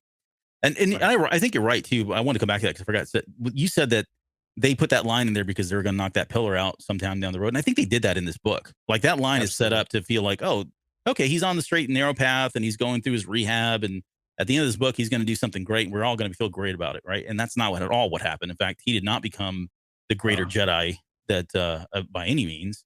In right. He fact, he went back fell down a notch. deeper. Yeah, Oh, he fell exactly. deeper into the pit. Yeah. Yeah. But I mean, you can only, I don't know, unless he is going to be the bad guy, it feels like at some point he's got to have a moment where he turns this around. And I don't know what it's going to take. Maybe it's going to take losing Avar Kriss. That really kind of, I think that's the opposite Right. effect, you know? Oh, I think if he lost Avar in a way that he loses Stellan, Hey, he's off the he's rails. He's a he's done. vigilante at that point, right? Yeah. Because I mean, that's the thing. Like, who's going to bring him back? And this is where you have to be a little bit concerned about it being Yeah. Avar, about being that guiding force for him, if you will. Hmm. And but then I think, oh, they're going to help each other. But then if we open phase 3 and they're waking up to the blind or to the to the curtains blowing in a nice Naboo breeze, and they get out of bed together, I'm going to be like, nope, we're done. Yep. Someone's got to die. Someone's going You to die. know, yeah, and the other person's going to lose their mind. So I call into question now, like, who is that person to walk with Elzar to help him down that path? Not to lean on or to rely on or to kind of do an Orla, but just to walk the path with him. And it's very concerning if that person is Avar. Yeah. We can, I think I had some notes in here about Avar and him, but I think we've covered pretty much everything. Excuse me, in terms of where they are in the relationship. So let's come back to maybe we're end on Elzar Mann's final moments in this book, and what he's kind of going through. Yeah, his We split personality of sorts. yeah, he's splitting personalities, all right. But yeah, there was I'm not going to read this whole thing, but the way it's written, if you want to go back and look at this part of the chapter, I think it's in chapter 34, 33. But he's recalling that Reginald Cole, Nibasik, Orla Jareni, they all lay dead. He starts thinking about the husks, right? He starts having all these visions and flashbacks of it. And this is in the moment right before, and he's looking at Chancey Yarrow. He hears them say something that sounds like they're sabotaging the ship, and suddenly he just gets caught up in this emotion, this whirlwind of emotion and rage, because he's recalling all this stuff. You know, and then he starts asking, was there no end to the evil they created? Were they not completely without pity, mercy, common decency? Then he starts tapping into Valo, the terrible fate of Loden Greatstorm. He starts remembering Stellan Gios' face and how haggard he was, and that infamous shot of him holding, you know, Lena So. Um, you know, then starts thinking about the pride, the arrogance, and then he says he could bear it no more. He could bear it no more, no more. And at that point, he's just, I mean, he worked himself up into a frenzy and just lashed out, literally. I hear, and so not to take away from the emotional moment, but I did read this again, and I still am not convinced that he cut her in half vertically. Like, I think what people are implying, I think where they're, uh, there's a moment in there where it mentions a hemisphere. What was something about a hemisphere? Or I'm surprised you didn't grab that specifically out. I thought I 'Cause had it. It made it on sound here. like it was like from shoulder to hip kind of thing. There was nothing in there that did that. That said it. Okay, here it is. Here's the line. Elzar leapt into the room, igniting his lightsaber mid-flip until he landed directly in front of the woman who'd stood deep in the workings of the positional thrusters. Her large eyes widened, and already she had begun going for her weapon, ready and willing to kill him if that was the only way she got to kill others. This is what he's thinking, right? Mhm. Before she could reach it, Elzar swung his lightsaber, the blade splitting her in two. Instantly, she fell dead. So I can't. It's like, to me, that seems like the Obi-Wan Kenobi, vroom, you know, cut in half kind of thing. There is a line. Okay, now in all fairness, there is a line. I'm glad we're getting to the bottom of this, by the way. That's right. This is important. This is We're really, we're Emmerich and Sion or Cian. yeah, I it's won't- really deep stuff I don't here. know who's who, but yeah. Okay, I'll be Emmerich. I'm the darker skin one. So there's so there's a line later on, and I don't have the quote. I don't have this one in front of me, but there is a line where he says something about he's looking back. It's right after I think he gets that Orla Jareni head or quote in his head about stop being self-pitying or self-pitying yourself and get on with it kind of thing. And he turns back and he notices the hemispheres of this person. And so I think that maybe is where people think, like, if it's a hemisphere, that sounds like it's a, what do you call those? Well, In maybe geometry where the cuts are exactly the same, like two mirrored symmetrical. Symmetrical. Yeah. Thank you. Sorry, couldn't Yeah. think of the word. We got to go on the $25,000 pyramid. I think we do really good. But yeah, I think we would do great. I Yeah. think they are. I think But it's they're like, supposed which to be- hemisphere? Is it northern and southern, eastern or western? Well, that's what I'm saying. I that think matters. It does Is matter. it equatorial? No, shut up. But yeah, Well, I no, don't- I'm being serious. If it's equatorial, then okay, yeah, it's the death. You know, the Darth Maul. I'm going with sliced it too. equatorial. Yeah, meaning it was All right. cut on the equator, stomach in half. So here, all right. So again, we're gonna get to the bottom of this. We're gonna be real investigators here. If she is crouching down, I mean, was she crouching down in the guts of the thrusters? She was until she stood up, turned around, saw him, and then started reaching, going for her blaster. It said she stood up. Yeah, well, it says she went for her blaster.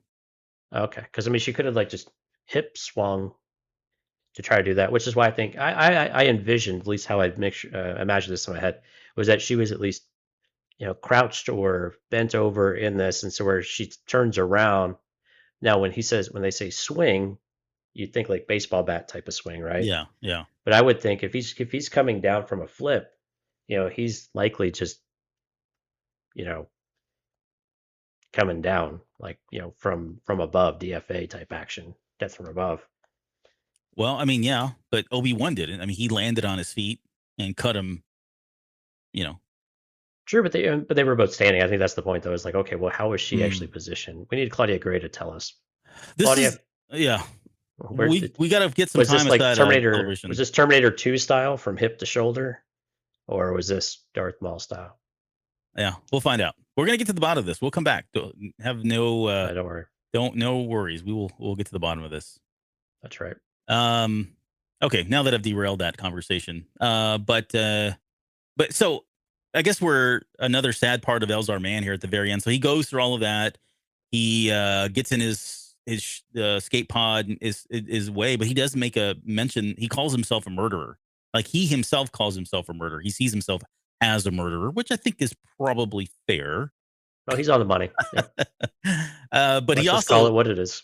But he's carrying the same weight that Stellan was. He says in there that he's been a failure to everybody.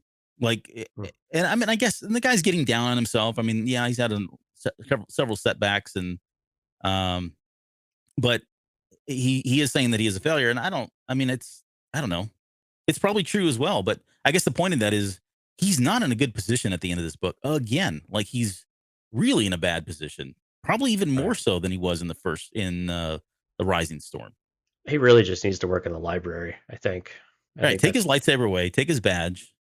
yeah, and just make him a librarian and just have him, sorting the card catalog all day, every day.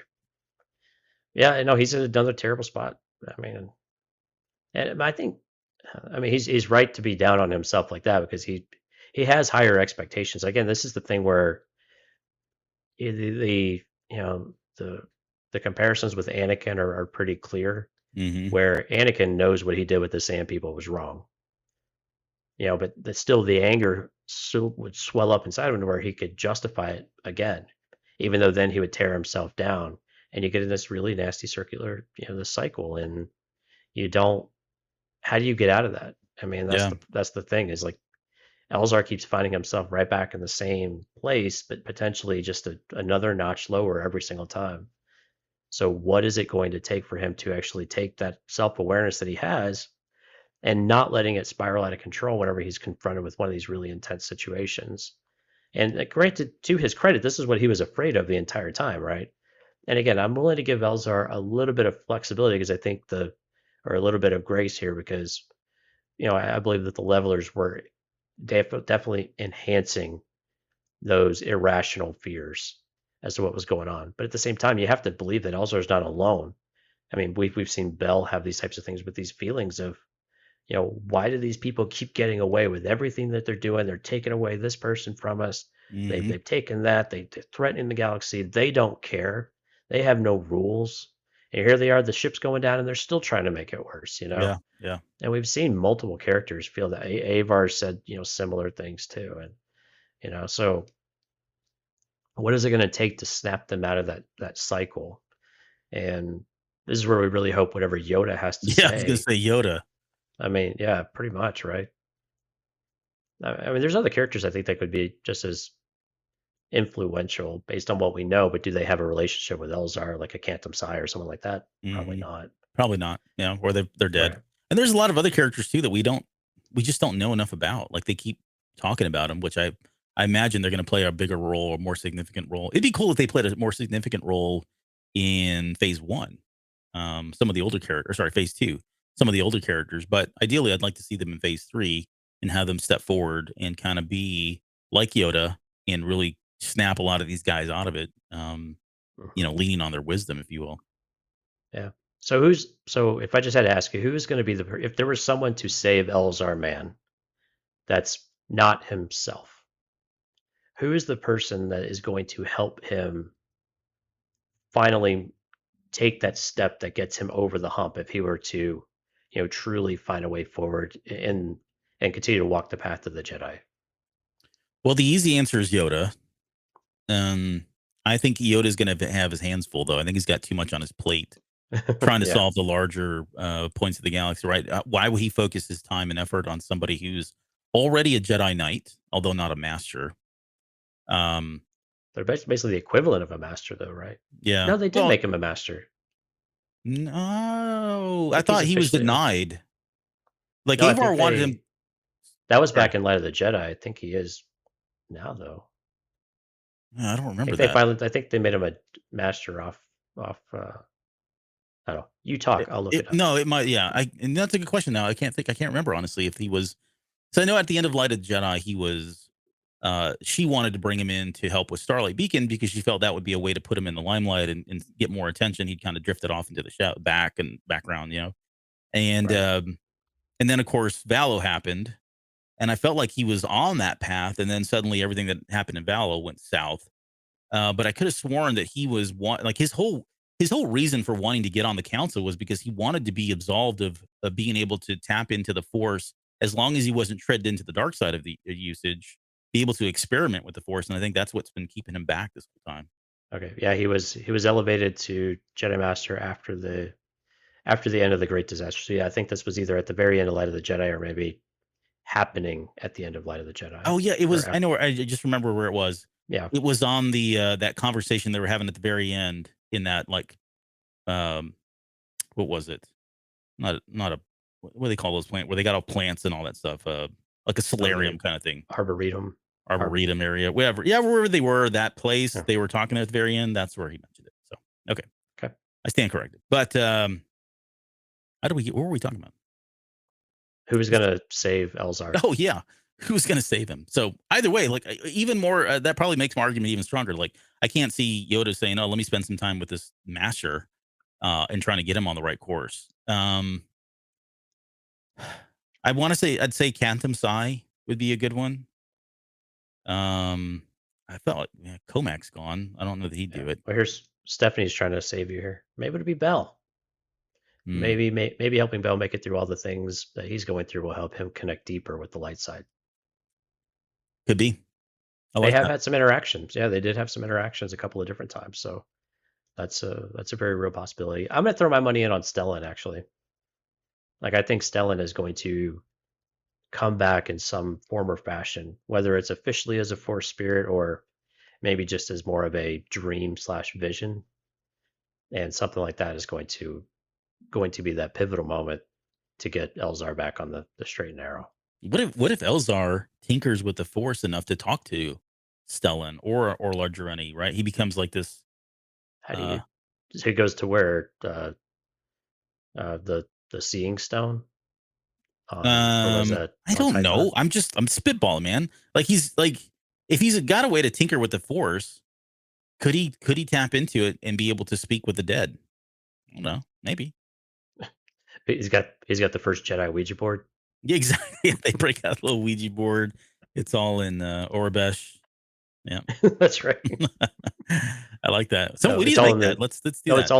it's all in the tongue of the nameless. Yeah, there you go. Yeah, way to commune with the dead. Yeah. Yeah, I wasn't thinking of dead people, but I guess yeah, I mean that would be a better option is No him one's being ever able really gone. but yeah, speaking to like Stellan would be a good like that would be awesome. For him to be able to kind of talk with him. I just don't know that he's going to have those opportunities. So much of what's coming in phase 3 is going to be predicated about with what happens in phase 2. And so it's really hard Right. to kind of foresee any of that. So okay, so so maybe with the I guess the final moments that we have here, we just talk about what's next, and we can start with Stellan Gios. I think we're both in agreement that we'd like to see him come back as a Yeah. disembodied voice of some sort, or the consciousness for one of these characters when they need it most, be it Avar or be it Elzar Mann. I Yeah. don't know that we see him anywhere else. Maybe comic flashbacks, annuals, that kind of thing. I think that's safe to say. I think memory. I think Stellan isn't gone from the story, Sure.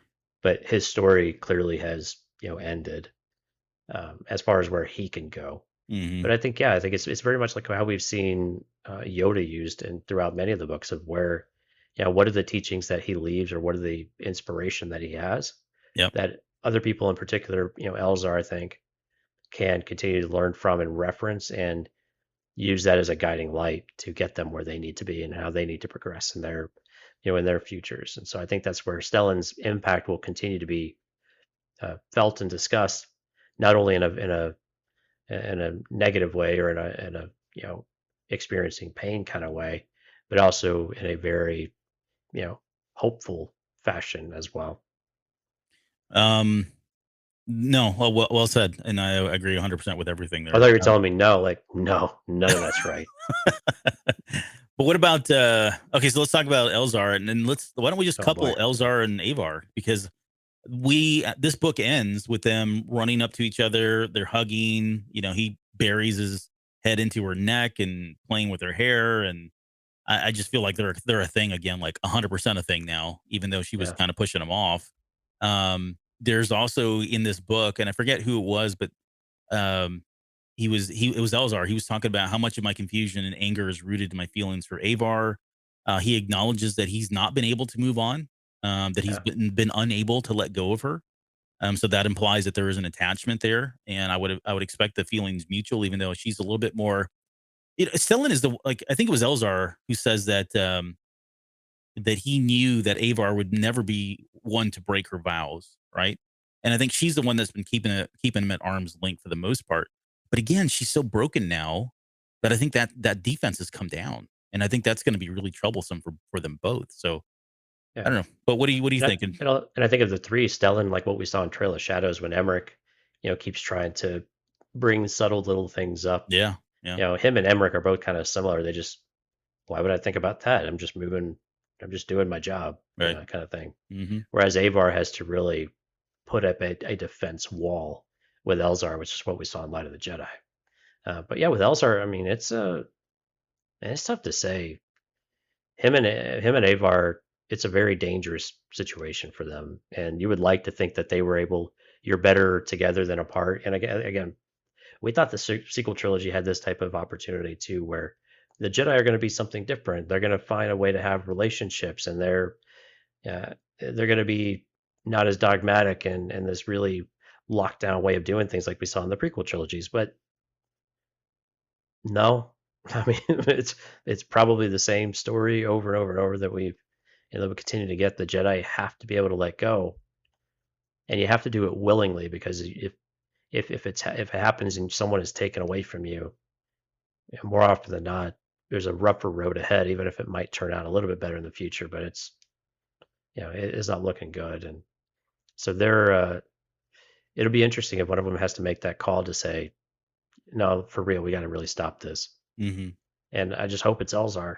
I mean, because if it's not Elzar, I fear for what will become of him. Yeah, it's going to be a cautionary tale again. I'd like to Might see. be more than cautionary. It might be, here's an example of bad Right. stuff in multitudes happening here. Yeah. No, it's a case study at that point, right? Yeah, yeah. Of what not Here's to the do. here's the body count. Yeah. Yeah, They're yeah, it does feel like they are, and now with Stellan, like it feels like that whole trio, like Stellan was the one, it felt like he was maybe the one that was kind of the guiding light for both of them to help kind of remind them that they need to be more like him and keep those feelings in check, that sort of. Now he's gone, absolutely, you know? absolutely right. So Yeah, like it's like, okay, well, no one's really watching us. I mean, yeah, people yeah. may see Mom and things. dad aren't there anymore. What are you Exactly. gonna do when you're on your own and the lights are off in the house? Kind of thing. Well, hello. I mean, it's pretty close and accurate. Yeah, no, I'm not saying it's not. So yeah, I have a feeling they're going to get intertwined, if you will, in a lot of different ways, and it's not going to end very good. It's not going to end very well. Yeah. It's I wonder if Elzar will have flashbacks if they split up.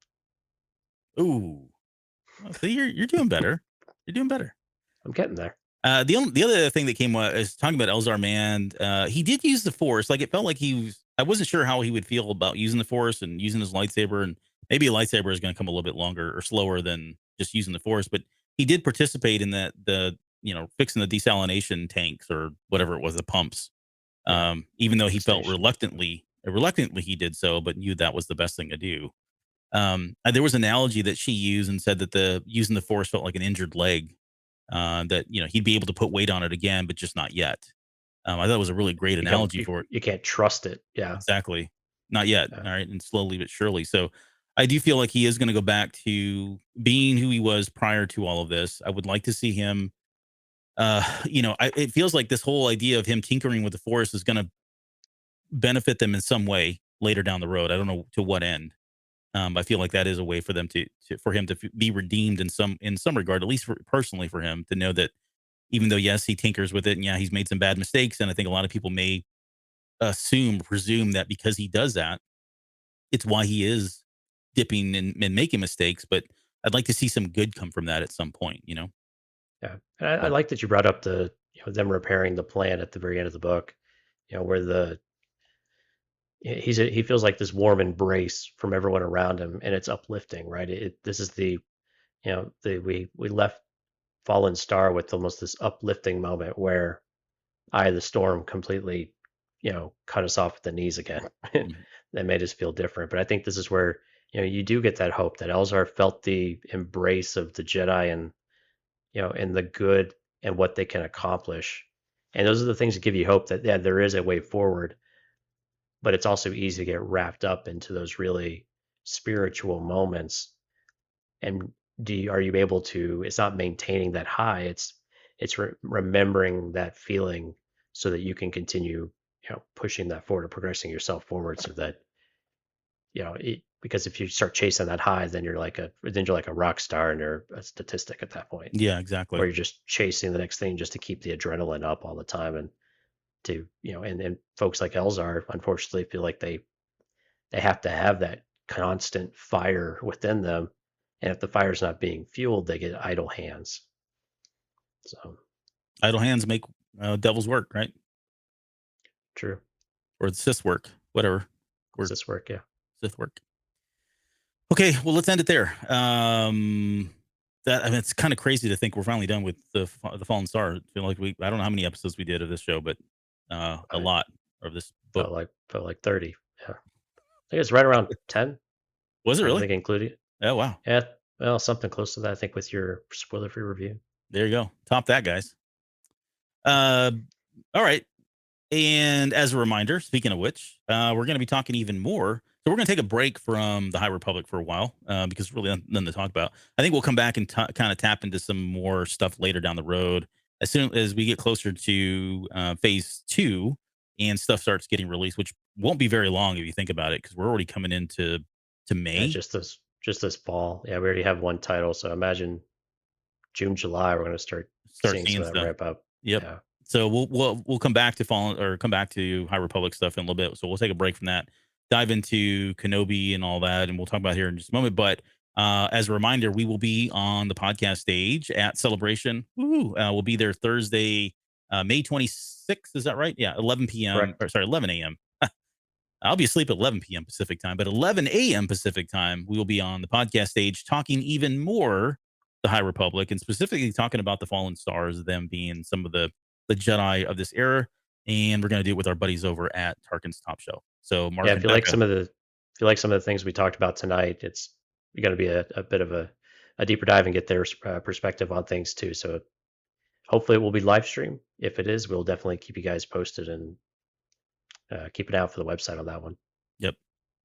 And then we got this going on. That's right. Cantina Cast celebration meetup in California. So Unsung Brewing Company, we're going to meet there at 7 p.m. Pacific time on Friday, May 27th.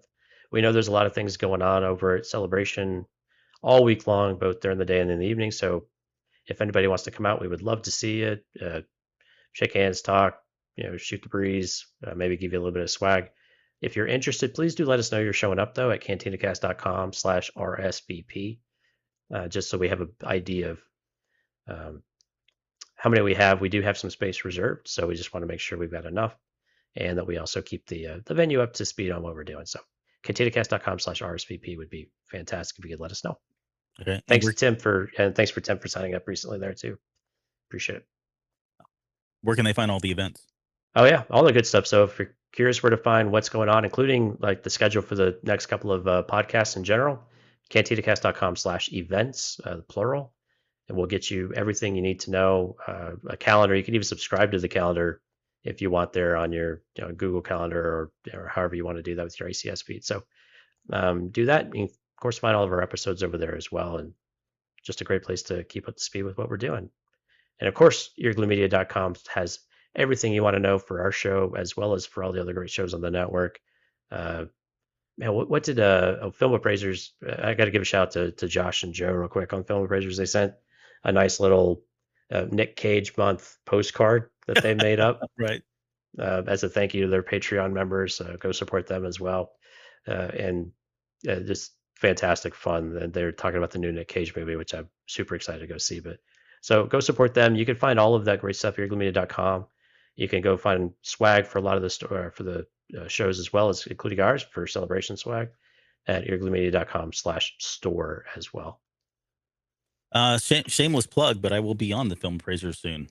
Gasp. I'm not going to tell you the movie, but it's a movie I've been trying to get on that show for a long time, and they finally. Biodome? No, it's not. It's worse. But they finally gave in. So be ready. Oh. It's a cracker of a movie. Oh my goodness, it's going to be so much fun. So. Oh goodness. Come talk to us on Discord. eargluemedia.com/Discord. I was like, Okay. man, there's one plug in all of that nonsense that I can't believe I forgot. You want to do the shout outs? Oh, yes. Qui-Gon Jay, thanks for showing up there at the very end to make sure we say your name. Steph, Lauren, hard countered again. Thanks for letting me appropriate your space. Twan, Ash, good to see you again. And Jonathan. So thank you everyone for showing up. Everyone that was lurking in the background. We had a good crowd tonight. So appreciate you guys checking us out and hope to see you again soon. Yeah. Tuesdays and Thursdays is where we're currently recording our shows. Patreon show will be this Thursday in 2 days. We'll be picking up that again. So part 2 of the Force Healing. It will be Thursday, and that's open, even though it is going to be a Patreon recording that is open to anybody. All you got to do is just join into the YouTube stream, and you can watch and comment and interact with that one as well. So with that, we'll leave it there, and we'll be back again in just a couple days to talk about Force Healing. Any final thoughts? Oh, let's do it. Punch it. Okay. Punch it. See you later.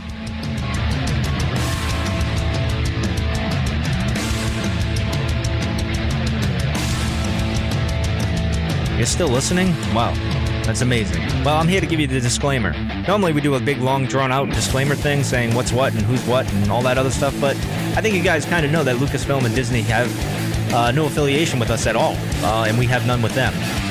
We talk about Star Wars, which is their property, and all that other good, fun stuff, but I think you can tell which is our stuff and which is their stuff. If you can't, well, then send a lawyer to send an email to me, and I'll be glad to chat with them. Other than that, you know what's what, so that's your disclaimer.